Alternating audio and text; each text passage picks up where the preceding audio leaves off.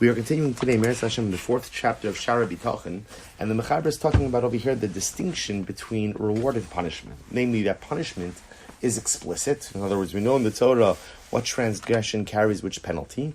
But when it comes to mitzvahs, and when it comes to schar, reward for mitzvahs, often again the schar is cloaked in some ambiguity. In other words, often the schar itself, the reward, is not stated, and even when it is stated, often it can mean something dramatically different. So the Mechaber is going through a variety of different reasons as to why this is so. So we're up to the second reason. An additional reason. The reward and punishment of the world to come was something that was transmitted verbally. Ultimately, again, from the Nevi'im, ultimately to the people, and of course it's more understood by the wise men amongst them.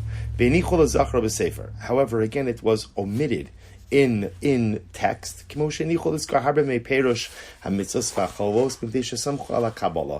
same way that many of the explanations of mitzvahs were often left out, because we relied on a tradition that was passed down generation to generation. So in this second idea, it's not the pshat that we don't know reward. We know reward, but it was passed down al pi Masorah through verbal tradition. Obviously, like many things that we have in Yiddishkeit, the verbal tradition was challenged, and sometimes again was challenged as a result of various centuries of suffering. But Lamaisa, again, there was at one point in time a Masorah, a tradition for how reward worked as well. Another reason, Umehem Sha'am Harim min Asichlus Umiyat Havana Be'inyan She'einenu Ne'elam Be'einenu She'einenu Ne'elam Mimasha Kasav Batorah. So another interesting idea, that ultimately, again, when we accepted the Torah, it's actually an incredible idea. When Klal Yisrael accepted the Torah, we were in a state of foolishness and limited understanding. And ultimately, again, we could see that from that which is written in the Torah. Meaning what? That the multiple times that we complained against HaKadosh Baruch Hu, and the multiple times that we rebelled against Moshe Rabbeinu, clearly highlights just a almost like inherent or systemic type of foolishness that we had. Therefore, again, HaKadosh Baruch Hu conducted himself with us as a father who has compassion for his young child, and when he disciplines him, he does so gently and slowly. What does this mean? That when HaKadosh Baruch Hu goes ahead and, I should say it differently, when a father wants to discipline his young child. So, let me take one step back here. So remember again, the truth is I should really reframe our discussion. The discussion in this section is not really, it's really on a little bit of a nuanced difference. Previously, we were talking about why it is that reward is explicitly stated and punishment is not. Here, the truth is the Mechaber is really switching gears a little bit. And in this section, what he's focusing on is, why is it that reward in Olam Haba, in the world to come, is not really discussed? Right? In general, nothing about the world to come is really discussed, but most specifically, again, punishment in the world to come is not discussed. Reward is not discussed. Why not? So remember again, we saw our first answer. Now again, today we started with our second answer, that it was known. It was just transmitted verbally, and somehow maybe parts of that transmission, or part of that Masorah were lost. The third idea is that when we accepted the Torah, we were in a little bit of a state of foolishness, a state of immaturity. And as such, HaKadosh Baruch Hu did not want to bombard us with all of the punishments which await in Olam Haba.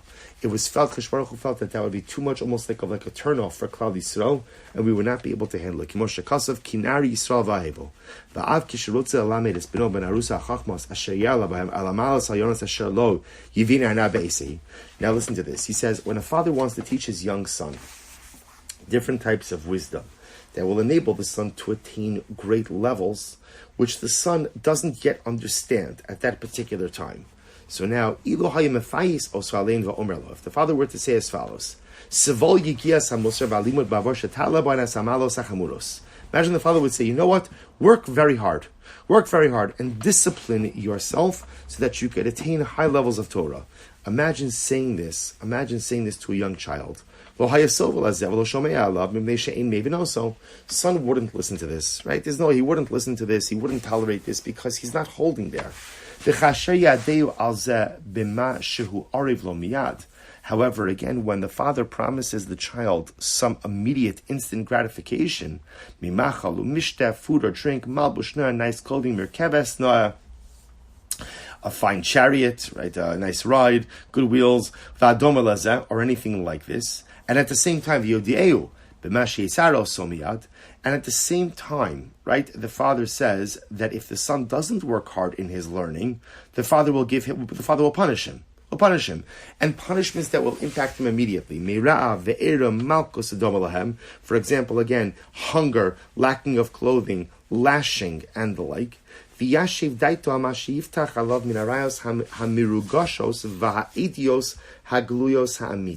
Then what will happen? He will also reassure his son with clear proofs and tangible evidence.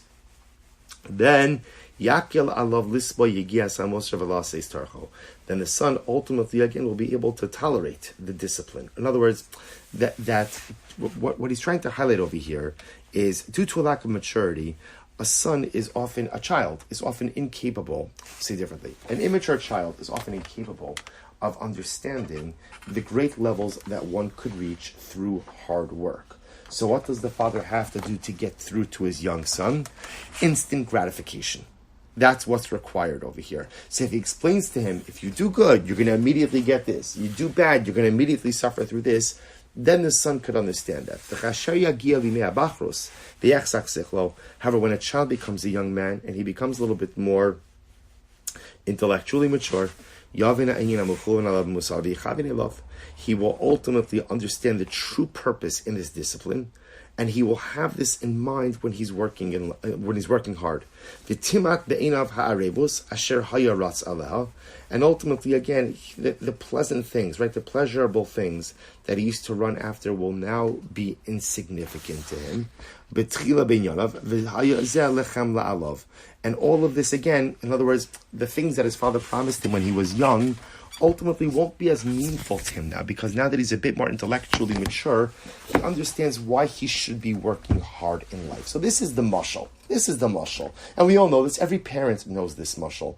When the child is young and you want to get them to do something, to start explaining to them the lofty levels of hard work and discipline, it's not going to get anywhere. So tell them, you get a candy. Tell them, you get a patch, right? You tell them some type of instantaneous reaction, then it's understood. But as a child gets older, right, child becomes a man, child becomes a woman, then ultimately, again, they begin to intellectually mature to the point that they're able to appreciate the hard work by itself, and the promises of the candy or the threat of the patch don't really mean that much anymore. That's not the motivation. So the Mechaber says, "V'chein habori yisbarach." So too it is with HaKadosh Baruch Hu. Namely what? Yachal amo v'afchida bigmol onesh memarin. Kadosh Baruch Hu goes ahead and scared us. When we were spiritually immature, He scared us with punishments. Mipnei sheyeda ki ha'am kasher yituknu la'avoda tigal me'aleim sichlusam bigmol ha'olam haba v'ansho v'yichavnu ba'avoda elav v'yisnagu bo adav. So what happened? So HaKadosh Baruch Hu goes ahead. And understood. So when we were mature, spiritually immature, so HaKadosh Baruch Hu instills fear in us by telling us about, or I should say, hope and fear, by telling us about reward and punishment. But ultimately, again, as we go ahead and we emotionally and spiritually mature, I don't need those rewards or those punishments to steer me in the right direction. So essentially, the Torah elaborates on all these physical rewards because that is all we were capable of understanding at that particular time.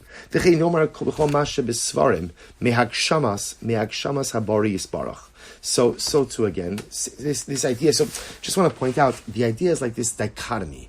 This dichotomy between reward in Olam Hazeh and reward in Olam Haba. Reward in Olam Hazeh is often spelled out, right? Reward and punishment can both be spelled out. Reward obviously punishment is much more articulated than reward, but both are often spelled out in the Torah. That stands in contradistinction to Olam Haba. Olam Haba is not spelled out. Why? It's very simple. Reward and punishment in Olam Hazeh is for the spiritually immature, who need something immediate and tangible in order to motivate themselves in the service of HaKadosh Baruch Hu. Olam Haba is for the spiritually sophisticated.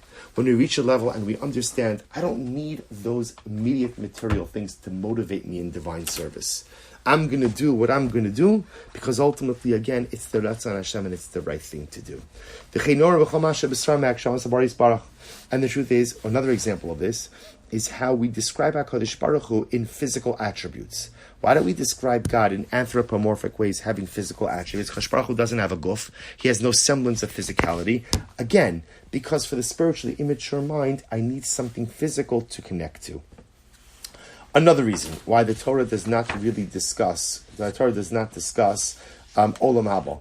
So he goes on, he says, Ve'omehem shegmul Olam Haba in Adam Roilo Maseu Atov Bilbad Achia Roi Mina Elokim B'Shnei Dvarim Achos Achar HaMaaseh Atov.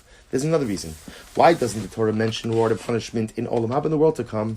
Because in reality, a person is not deserving of reward in the world to come on account of his good deeds alone. He's only deserving of Olam Haba if in addition to all of his Maisim Tovim, if in addition to all of his good deeds, he meets the following two criteria. Number one, Ha'echad, Shiura b'nei Adam avodas habari yis'ala v'yanhigim lasos hatov. Number one, it is not enough to lead a good life yourself. You have to teach other people about the service of HaKadosh Baruch Hu and lead them to do good. As it said in Sefer Daniel, Umatzdike harabim kakochavim li'olam va'ed va'amar v'lamochichem yinam v'aleim tavo berchas tov. Those who bring the multitudes to righteousness are like the stars forever and ever, but those who reprove, it will be pleasant, and a good blessing shall come upon them. So this is incredible. This is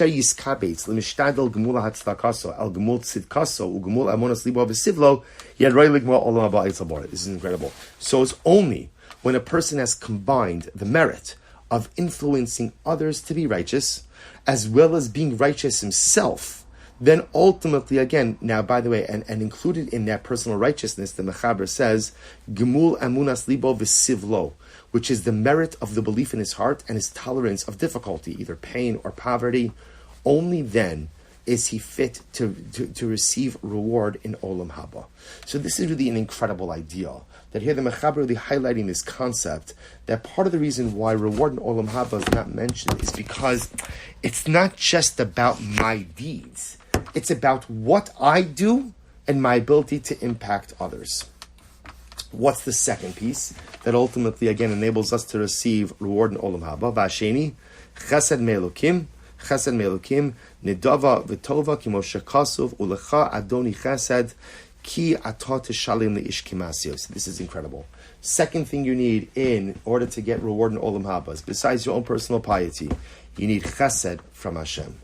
Now, why does one need chesed from Hashem? The reason for this, kim haya ma'isa adam kichol hayam b'mispar, lo yeshakol b'tova achas min hatovas habari yisbarach alav ba'olam hazeh, kol shekin imiyah lo chait. So listen to this.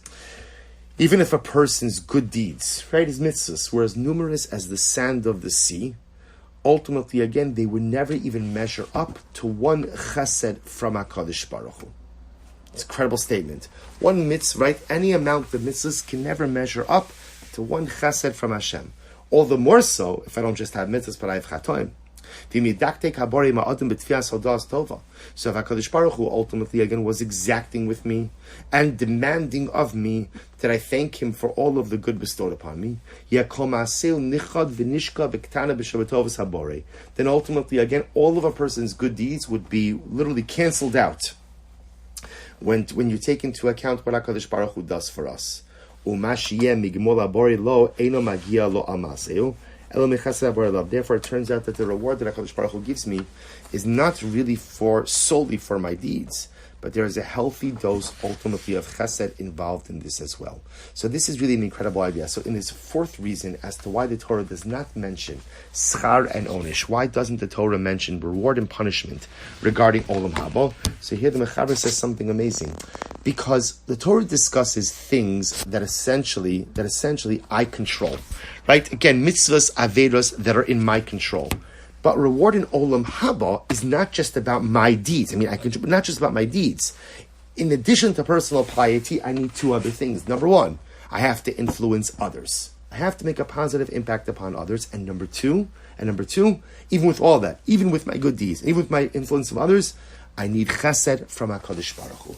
And because Schar Olam Haba is so complicated like that, therefore, again, it is, Mechaber suggests, it is not included or not written or not spoken about in the Torah itself.